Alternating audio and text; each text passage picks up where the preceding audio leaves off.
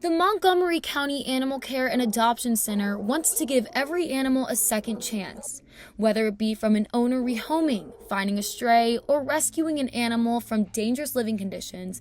They will help them all. Lori Charette used to work on the other side of the shelter as an animal control officer. With 4 years of experience, Lori explains that there is a lot that goes into making a decision for animal welfare. So it really varies on the severity. Okay, so maybe something typical might be somebody calls and asks us to do a check the welfare, just a basic check the welfare. If the owner is not home, somebody's not home, so that we could check that welfare, we would leave a notice giving our contact information. Then, we would follow up and hopefully be allowed in the house or the residence and check the welfare, the weight, the condition of the animal or animals. Check to see if, what the living situation is. Is there food, water, and shelter? Those are the primary things that animals need per the law. According to the Virginia state federal law, animals must have adequate food and water, adequate shelter, veterinary care when needed to prevent suffering or disease transmission. With no compliance, failure to act can lead to a Class 4 misdemeanor. With all of these in mind, it is up to the judgment of animal control and the compliance of the owner. So it really depends on the situation. Talking to the owner, figuring out if they're willing to comply with the law and what we, would lay out on the line for them. Are they able to comply financially and things like that? What is the situation? Are there some family members that could help them comply? Are the family members even aware that this situation is going on? There is no solid answer to the situation. Though they are there for the animal, they want to make sure the owner is okay as well, whether it be mental illness, inability to afford the animal, or a senior citizen that is struggling to take care. They will call other authorities to get them help. The Montgomery County Animal Care and Adoption Center and the Animal Control can do it all.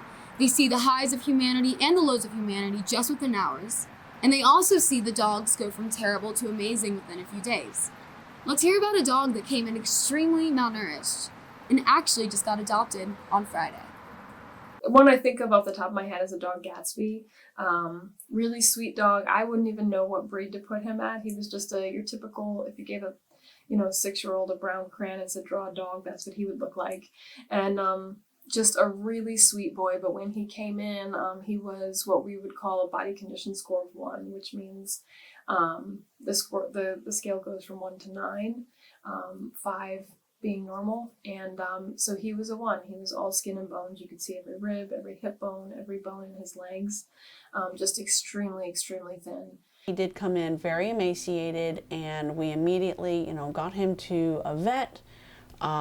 We got him on a feeding schedule. So it's really important that we adhere to those feeding schedules as much as we all want to give treats to an animal that, we see as so thin.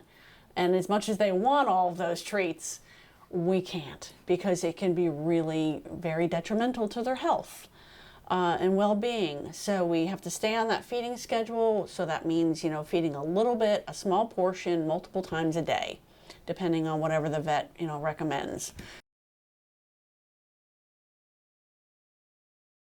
When Gatsby arrived at the shelter in February, he weighed only 51 pounds.